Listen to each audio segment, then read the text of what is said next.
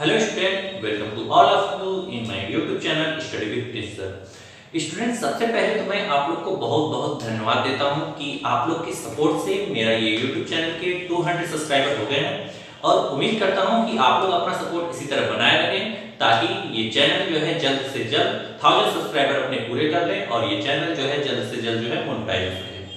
तो आते हैं अब जो है हम अपने टॉपिक पे। जैसा कि कुछ स्टूडेंट डिमांड कर रहे थे कि क्लास 10 के भी क्लास एसएसटी की जो है चलाने के लिए, तो आज जो है हिस्ट्री का जो फर्स्ट चैप्टर है नेशनलिज्म इन यूरोप को आज के टॉपिक के रूप में आपके सामने लेकर आया हूं। तो आइए स्टार्ट करते हैं। जैसे कि टॉपिक स्टार्टिंग में ही लिखा हुआ है the rise of nationalism in Europe. Class 9 में आपने फ्रेंच रिवॉल्यूशन, रशियन रिवॉल्यूशन, ढेर सारे कंट्रीज के रिवॉल्यूशन के बारे में पढ़ा होगा। तो उसमें आपने ये भी देखा था कि वहां पे मोनार्की सिस्टम था और मोनार्की सिस्टम से जो सिटीजन थे कंट्रीज के वो बहुत ही ज्यादा परेशान हो गए थे। तो वहां पे एक नेशनलिज्म की जो है शुरुआत की गई। तो सबसे पहले इस चैप्टर को स्टार्ट करने से पहले आप जो है मैप में देख लीजिए कि यूरोप कहां पर है और यूरोप में कौन-कौन से कंट्रीज जो है शामिल हैं। तो जब आप ये क्लियर रखेंगे तो आपको ये चैप्टर को डीपली जो है समझने में आसानी होगी। तो सबसे पहले हम एक डिफरेंस की बात कर लेते हैं कि what is the difference between nation and state. What is a nation? Nation means होता है राष्ट्र का और स्टेट मींस होता है राज्य। राज्य जो मोनार्की सिस्टम में होता था कि एक राज्य दूसरे राज्य को जीत लेते थे, तो उनमें हमेशा जो है हमेशा युद्ध की स्थिति बनी रहती थी। एक कंट्री दूसरे कंट्री से डरता रहता था या फिर दूसरे कंट्री को जीतना चाहता था। और नेशन में इसके जस्ट जो है हम अपोजिट जो है बात करेंगे। इसमें कोई भी जो नेशनलिज्म में हम किसी दूसरे राष्ट्र को जीतने की बात नहीं करते हैं, हम अपने राष्ट्र को विकास करने की बात करते हैं कि हमारा जो नेशन है वो इतना ज्यादा डेवलप हो जाए कि हमें दूसरे राष्ट्र को जो है अपने अधीन कर सके, मतलब कि उनको हम जो है डाउन कर सके अपने राष्ट्र का विकास करके। तो आइए हम जो है इस चैप्टर की स्टार्टिंग करते हैं।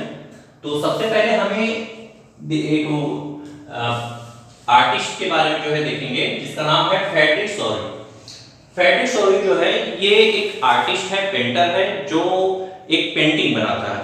अब देखिए जब हम लोग जैसे कि इंडिपेंडेंस की बात करते हैं तो बहुत सारे फ्रीडम फाइटर हैं, वो अंग्रेजों से किस तरह लड़े इन सारी चीजों को जो है देखते हैं। लेकिन यहाँ पे जो फ्रेडरिक सॉरी थे ये कोई फ्रीडम फाइटर नहीं थे।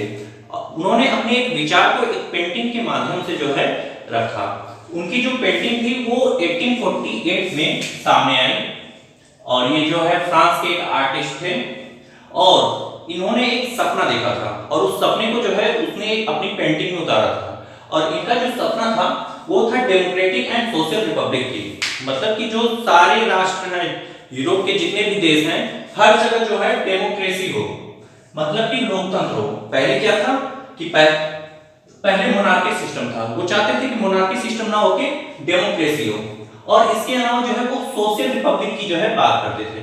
सोशल रिपब्लिक का मतलब होता है कि एक ऐसा गणतंत्र जिसमें सभी लोगों को अपनी बात रखने की आजादी हो। तो ये एक ऐसे संसार की कल्पना किए हुए हैं जो डेमोक्रेटिक हो और सोशल रिपब्लिक हो। और देखिए अब इस पेंटिंग से रिलेटेड कुछ जो है क्वेश्चन पूछे जाते हैं कि इस पेंटिंग में क्या-क्या चीजें थी, कौन-कौन से राष्ट्र जो इसमें शामिल थे। तो इन सारी चीजों को भी हमें डिटेल में पढ़ना है। ये ऑब्जेक्टिव में 1 या 2 मार्क्स से जो है आ जाते हैं, तो इसे भी हमें जो है डिटेल में देखना है कि जो इन्होंने ये पेंटिंग बनाई थी उसमें एक स्टैचू बना हुआ था जिसका नाम था statue of liberty. Statue of liberty क्या है? ये एक फीमेल फिगर है, एक महिला का मूर्ति जो है बना हुआ है जिसको दर्शाया गया है। अब आइए हम उससे रिलेटेड जो क्वेश्चन पूछे जाते हैं कि उनके लेफ्ट हैंड में क्या था, राइट हैंड में क्या था, ये भी आपको जो है जानना होगा। तो जो मूर्ति बनी हुई थी उसके लेफ्ट हैंड में टॉर्च ऑफ एनलाइटमेंट, मतलब कि एक मशाल था, ठीक है, जो दर्शाता था कि ये ज्ञान का मशाल है, मतलब कि इससे जो है ज्ञान जो है फैलता है। और दूसरे हाथ में एक किताब था जिसका नाम था charter of the rights of man, जिसमें मनुष्य के अधिकारों का एक पूरा कानून था जो मानव के अधिकारों को जो है दर्शाता था, ये उनके राइट हैंड में था। तो राइट्स में होता है अधिकार और राइट में होता है आपका दाहिना हाथ। तो आप इससे जो है ये याद कर सकते हैं कि अगर ऑब्जेक्टिव क्वेश्चन में पूछ भी दिया जाए कि राइट हैंड में क्या था तो वो आप जो है क्लियरली बता सकते हैं। राइट से राइट्स ये याद कर लेंगे तो आपका जो है दूसरा जो है ऑलरेडी जो है क्लियर हो जाएगा कि वो लेफ्ट हैंड में था।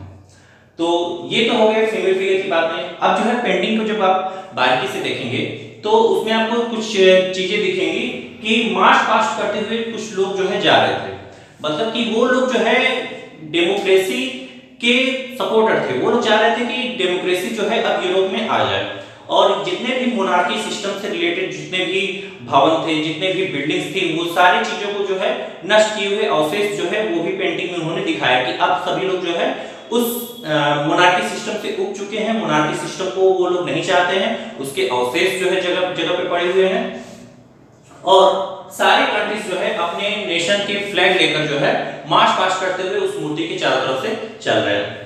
आप देखेंगे कि मार्च पास्ट करने वाले लोगों में सबसे पहले यूनाइटेड स्टेट एंड स्विट्जरलैंड के लोग हैं, उसके बाद जो है आपको फ्रांस के लोग दिखेंगे। फ्रांस के लोग जो है वो ट्रिकलर लिए हुए थे, मतलब कि एक 3 रंग का बना हुआ तिरंगा जो है वो लेकर चल रहे थे, ये हमारे तिरंगे से थोड़ा सा अलग है। और फिर इसके बाद जो है जर्मनी के लोग थे, जर्मनी के लोग जो है रेक्टेंगुलर जो है एक फ्लैग लिए हुए थे जो ब्लैक, रेड और गोल्ड कलर में था।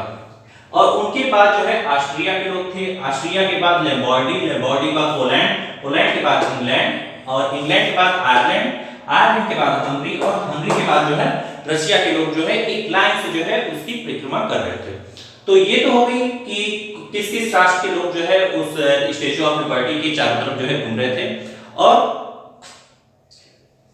इसके बाद जो है एक और राइटर थे, राइटर क्या इनको प्रोफेसर कह सकते हैं, जो आपके सॉर्बोन यूनिवर्सिटी में एक लेक्चर के दौरान जो है अपनी बात कही थी। इनका नाम है अर्नेस्ट रेनान।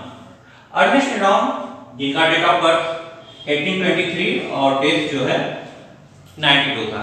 इसी के दौरान जो है 1882 में इन्होंने एक असेंबली में एक लेक्चर दिया था। इस लेक्चर में उन्होंने what is a nation, nation को डिफाइन किया था। नेशन को डिफाइन करते समय उन्होंने नेशन के जो पहले के लोगों की जो डेफिनेशन था उसका उन्होंने क्रिटिसाइज किया था। उन्होंने किस चीज का क्रिटिसाइज किया था?